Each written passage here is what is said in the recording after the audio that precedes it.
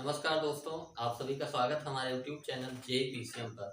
मैं self Saini Verma from NIT Agartala. हम लोग पोजीशन वेक्टर का एप्लीकेशन देखेंगे ज्योमेट्रिकल प्रॉब्लम में कि पोजीशन वेक्टर के यूज करके ज्योमेट्रिकल प्रॉब्लम को हम लोग कैसे सॉल्व करते हैं।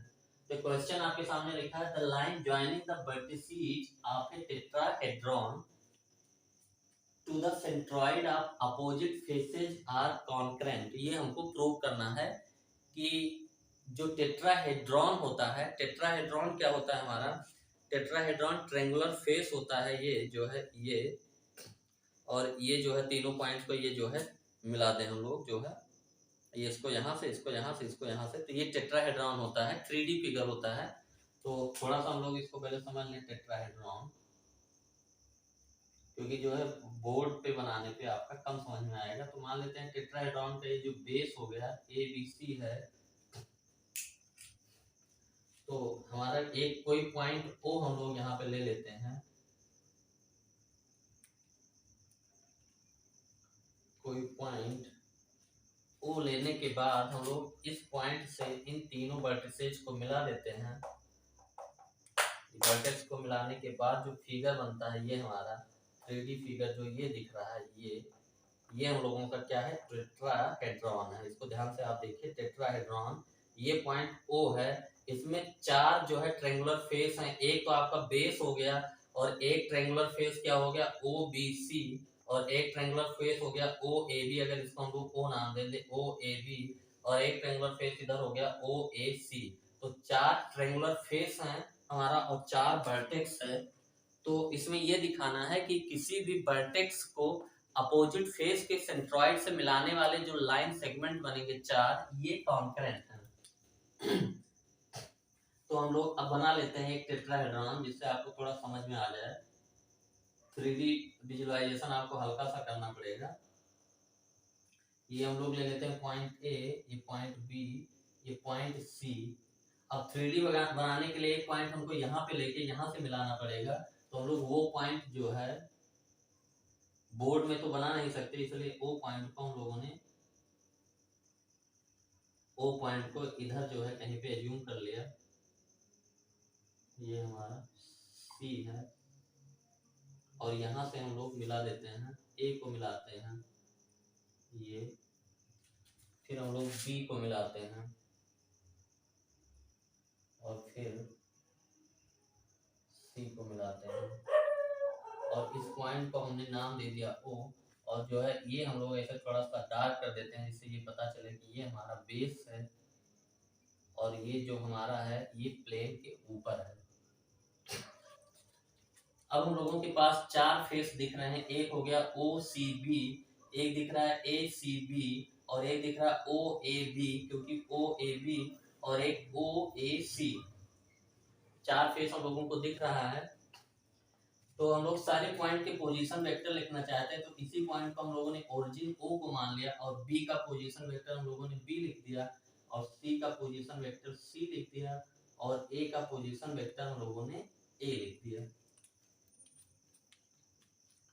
तो सारे पॉइंट्स के पोजीशन वेक्टर जब हम लोग लिख लेंगे, तो इसके बाद अब हमको क्या करना है, जो सारे फेसेज हैं उसके सेंट्रॉइड का पोजीशन वेक्टर लिखना है। तो हम लोग एक लाइन इसमें लिखेंगे कि let O is origin and OA vector हमारा हो गया A, OB वेक्टर हमारा हो गया B, और OC वेक्टर यानी O के रिस्पेक्ट में सारे पोजीशन वेक्टर हम लोगों ने लिखे C।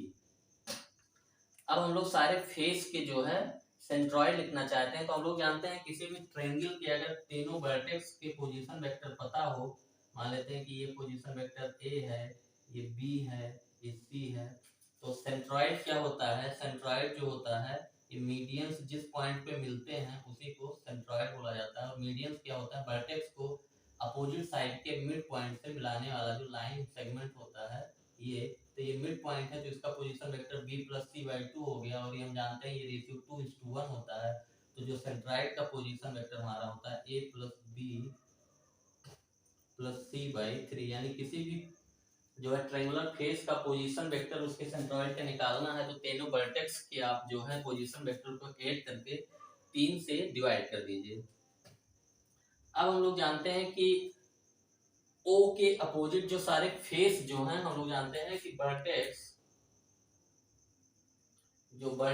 O है उसका अपोजिट फेस हम लोगों का क्या है, ABC।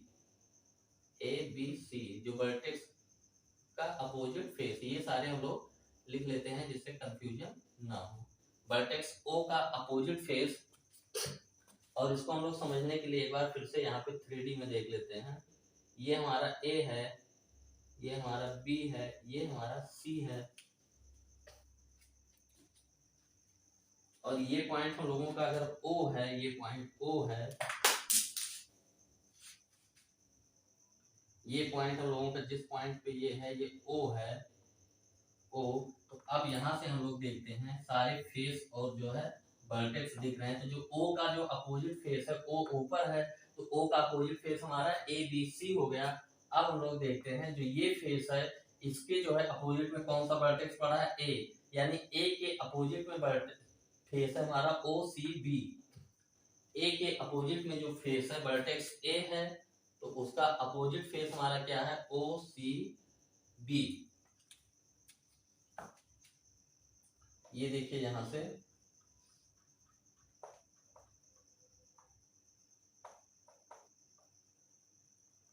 इस फेस का जो अपोजिट, इसके अपोजिट में वर्टेक्स ये है, और इस फेस का जो यानी OAB के अपोजिट में वर्टेक्स C है, यानी C के अपोजिट जो वर्टेक्स हमारा वो है OAB, और एक और बचा हम लोगों का वर्टेक्स B का जो अपोजिट फेस होगा वो क्या होगा, ये O हमारा है OCA। तो इससे हम लोगों को पता रहेगा कि किस वर्टेक्स को किस फेस के सेंट्रॉइड से मिलाना है। अब हम लोग सारे पोजीशन वेक्टर पता है, तो हम लोग लिख लेते हैं इसका जो सेंट्रॉइड है O के अपोजिट फेस, इसका सेंट्रॉइड हम लोग G मान लेते हैं, और इसका सेंट्रॉइड G1, इसका सेंट्रॉइड G2 और इसका सेंट्रॉइड G3। अब हम लोग क्या करते हैं, सारे सेंट्रॉइड के पोजीशन वेक्टर लिख देते हैं। हम लोग क्या कहेंगे कि फेस ABC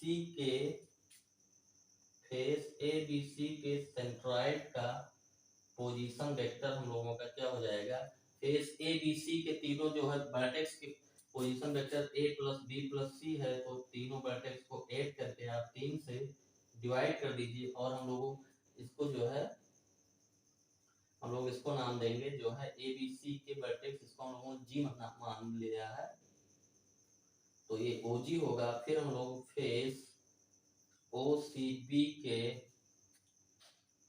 सेंट्रॉइड का पोजीशन वेक्टर हम लोग इसको लिखेंगे OG1, और इक्वल टू हो जाएगा OCB फेस है, O का पोजीशन वेक्टर 0 है, C का पोजीशन वेक्टर C है, B का B है /3, और ये हमारा हो गया B + C/3। फिर हम लोग क्या कहेंगे कि फेस OAB के सेंट्रॉइड का पोजीशन वेक्टर हमारा क्या हो जाएगा, O का पोजीशन वेक्टर 0 है, A का A है, B का B है /3, इक्वल हो गया A + B/3। फिर हम लोग क्या कहेंगे कि फेस OCA के सेंट्रॉइड का पोजीशन वेक्टर, तो OCA जो फेस है उसका पोजीशन वेक्टर O का O है, C का C है, A का A है /3, इक्वल टू आ गया C + A/3। तो सारे फेस के पोजीशन वेक्टर हम लोगों ने निकाल लिए। अब हमको ये दिखाना है कि जो OG है आपका, OG हमको ये दिखाना है कि OG AG1 CG2 और BG3 जो है कॉन्करेंट है।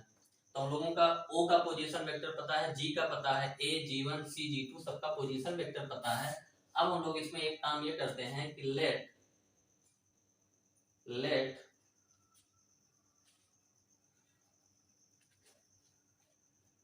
हम लोग क्या करते हैं, OG जो आपका जो लाइन सेगमेंट है, यानी वर्टेक्स O और उसके अपोजिट फेस में जो सेंट्रॉइड है, अपोजिट फेस का सेंट्रॉइड उसको ज्वाइन करने वाला लाइन OG है, इसमें हम लोग मानते हैं एक पॉइंट ऐसा है जो OG को 3:1 के रेशियो में डिवाइड कर रहा है। तो हम लोग क्या कहेंगे, पोजीशन वेक्टर ऑफ ए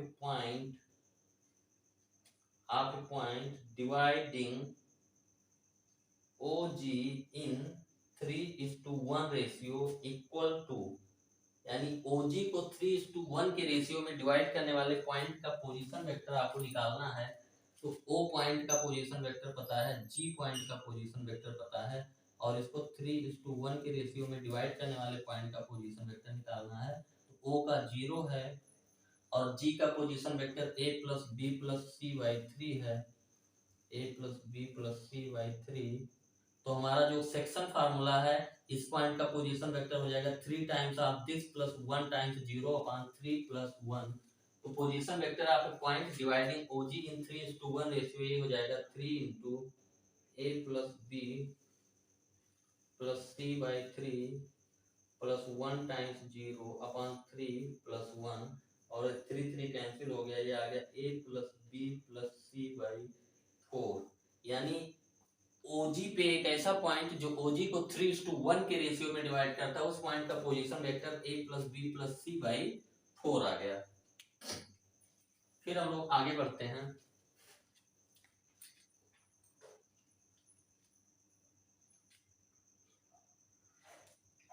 ये हम लोग हटा के यहाँ पे लिखते हैं।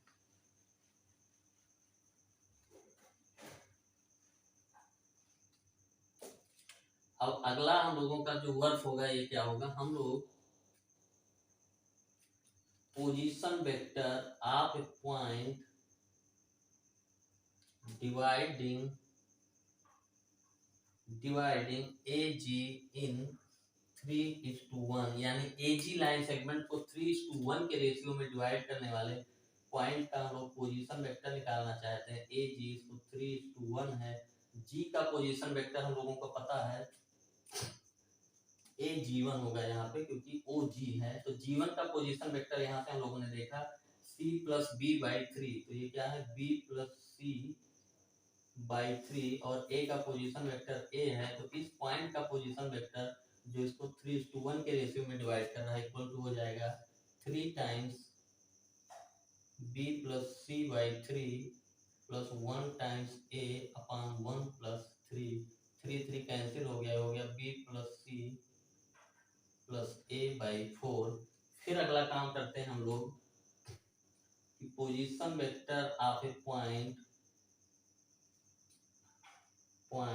डिवाइडिंग CG2 इन 3:1 रेशियो, और CG2 हमारा क्या है, ये G2 है, ये C है, C का पोजीशन वेक्टर C है, और G2 का पोजीशन वेक्टर हम लोगों का कहाँ निकला है, ये OAB ये OG2 हमारा जो निकला है ये है OG2, सॉरी CG2, और ये हमारा क्या है BG3।